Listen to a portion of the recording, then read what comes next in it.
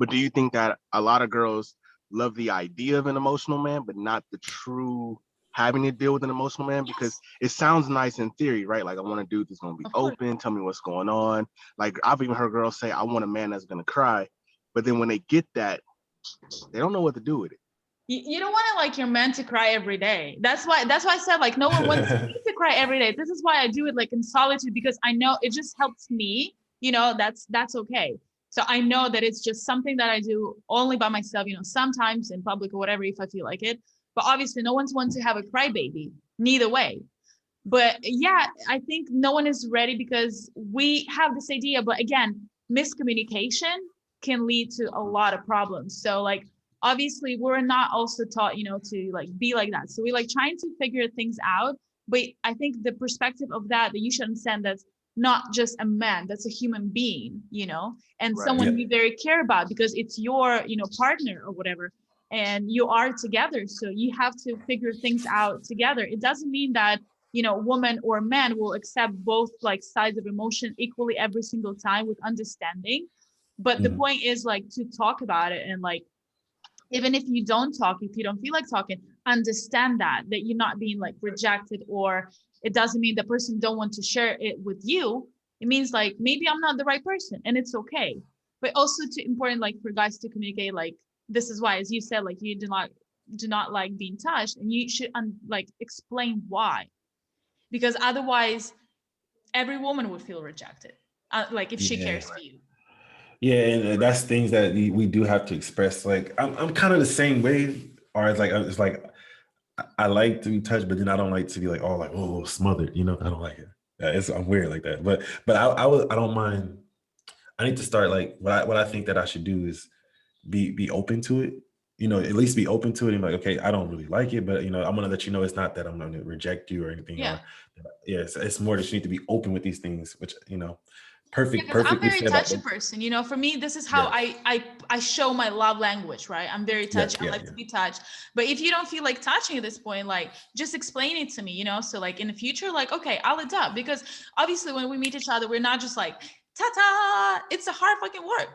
It's yeah, a daily work that you have to have a willing to put in.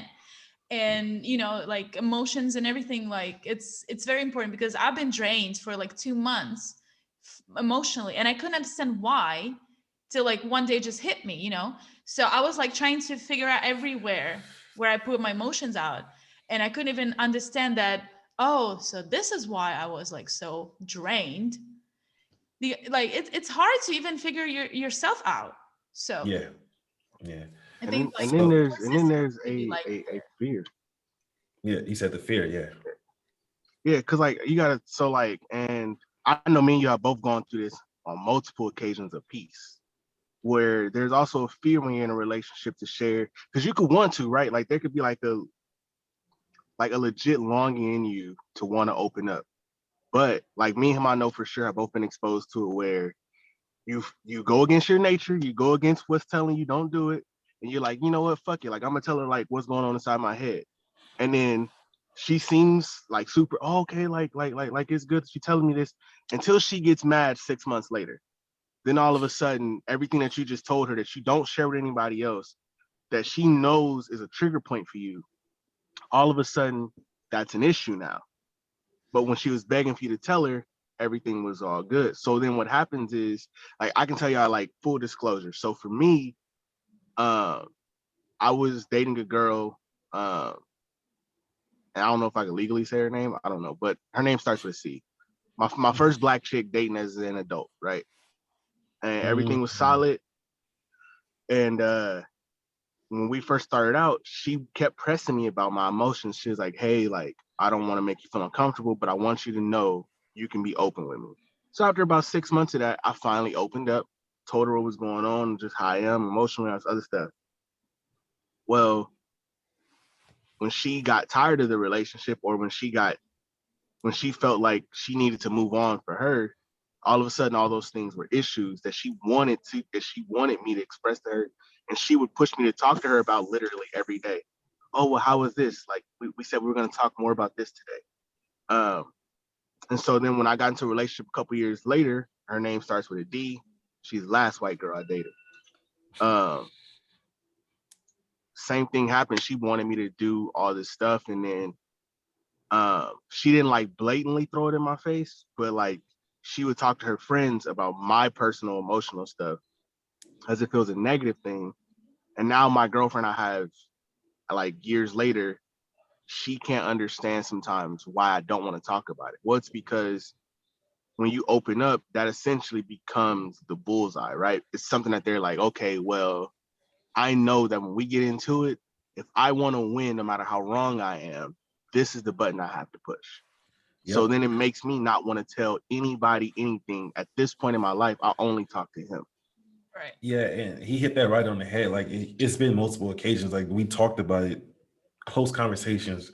He know after 6 months, I'm calling him, bro. This is what's going on. This is what's going on. He knows that Mark. You And know I what's agree going with on. you because this is miscommunication. Whenever like what I've learned about myself recently, that when a person tells me something like whatever it like concerns that person or like our relationship, I tend not to like jump over right away. I do need time to process the information or like understand how I feel about it, but like not a fucking half a year later. That's stupid. Yeah. So in terms of that, I feel it's just very like sneaky, and that obviously we're not your like people, but I don't think that putting that like be cautious is good, but like put like precisely all that experience like on next relationship is not also really good, because I've been doing it for years and it didn't benefit me anyhow or a relationship. So but yeah, I would definitely be cautious, like for sure. It's not, but when somebody, so in Batman, there is a character, his name is Scarecrow, right? And he releases this gas that essentially makes you live out your worst fears for as long as you're under the The spell, the gas. the little spell thing, right? Well, take that same thing, and even though it's from a cartoon or a comic or a movie, and you are right, it's not healthy to take into your next relationship. But when somebody essentially does the same thing to you with Yeah. your own emotions, it's like it feels like that same kind of curse that Scarecrow uses, where uh, they basically take what you shared, they basically take what lies the deepest within you, and they weaponize it, which causes what people fail to realize is, and I'm gonna say it since most people won't, it causes more emotional trauma. It causes more scars. I actually have something that I used to read, and he's read it before. It's like a little poem that I posted on my Facebook, and it's called Scars, and it's talking about how all those scars are essentially just almost like calligraphy telling a story of all the stuff that you've gone through. Yeah. And it makes you not want to share anymore. You know what I'm saying? And it makes you more closed off than it did previously. Yep. Yeah, I totally and get. like I was, I built a wall right away, like highest fucking wall ever. But in those terms that you've shared, which is like very nice, so thank you very much for that. It's like very personal. I think where this one where women are actually like immature in terms of like, instead of like actually explain like, listen, hey, this went down for me, I don't feel like some type of way to you anymore, and like do it like peacefully, they like throw like bombs at you for no reason, just to hurt you, because they don't know how to get out of situation, which is very unhealthy. And this is something that we as society should put out there, because people would rather ghost you or like throw those bombshells on you instead of like sit and like explain, because it's okay.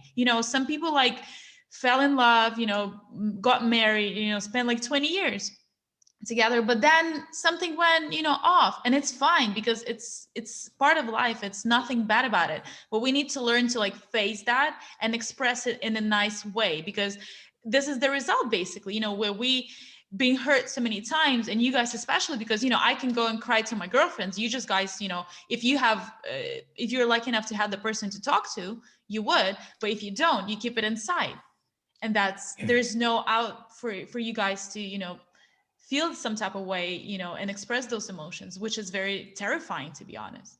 yeah, And then they say hurt people hurt people. exactly, and this is Um, and then you don't know any other way to like either lower those walls or like break them, or you would do probably could be doing the same for other people as well, because this is kind of like your toxic circle routine thing. Yeah. And you're right. It's not just women that do it to us. We do it to each other too. Like, Yep. one of the most toxic videos I ever seen. So he knows I've been to the bowels of the internet and seen some shit. But there's this one video I saw that was like really alarming me. Everybody thought it was funny, but this dude is in the car. He calls his girlfriend.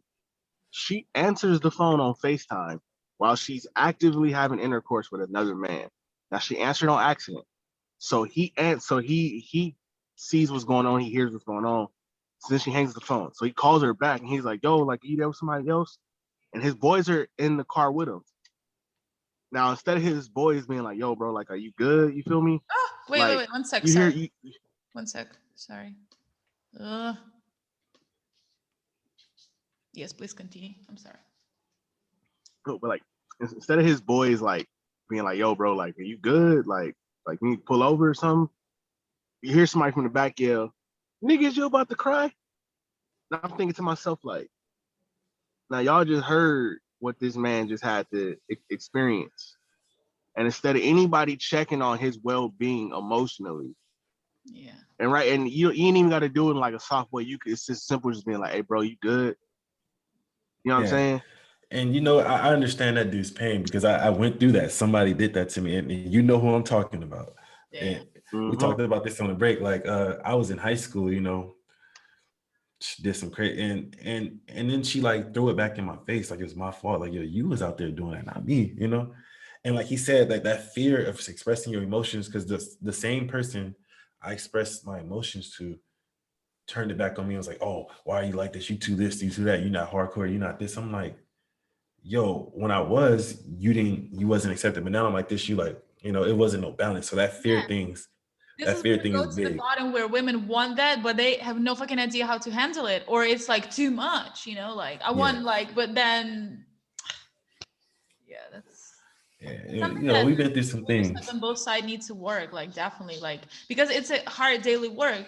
But then if you don't know how to do it, ask your friends, ask a person what is like your I don't know, love language, like emotional, state of mind or whatever, instead of just like going and like being bitch basically about like, or a douchebag about whatever like hurting you, and you just don't know how to express it. Learn how to express yourself. And and even like with friends, like those are not really good friends, if you share that and then they're just like, oh, stop nagging, or you always complaining, like, because you're my free therapist, that's why I'm going to you, because like I trust you that much with that. And like you said in that video, like when friends did it, like, yo, that's just really sad. Because like probably like the emotions that you're going through, like it's a roller coaster, and like it's literally like gives you anxiety, you cannot breathe. And then instead of like check up on the person, they're just like cracking jokes. I mean, it's a learned behavior though. I mean, look at the way society handles male emotions, right? So society has become reactive to male emotions, not proactive. So after you snap and you hit your wife, or like in Chris Benoit's situation, right? He's one of our wrestlers we used to watch growing up. He killed his wife, he killed his children in a murder-suicide, right? You look at his situation, you look at Junior Seau's situation. Everybody talks about mental health after the man had been broken. But when he was bending, nobody wanted to say, oh, how's he doing? Nobody wanted to be proactive. Nobody wanted to address everything that was going on with him mentally and the stuff he went through beforehand. Everything is always after the fact it happens. Oh, we need to talk about mental health. We need to talk about how men are treated. Well, if we have that conversation beforehand, we stop a lot of the stuff that happens.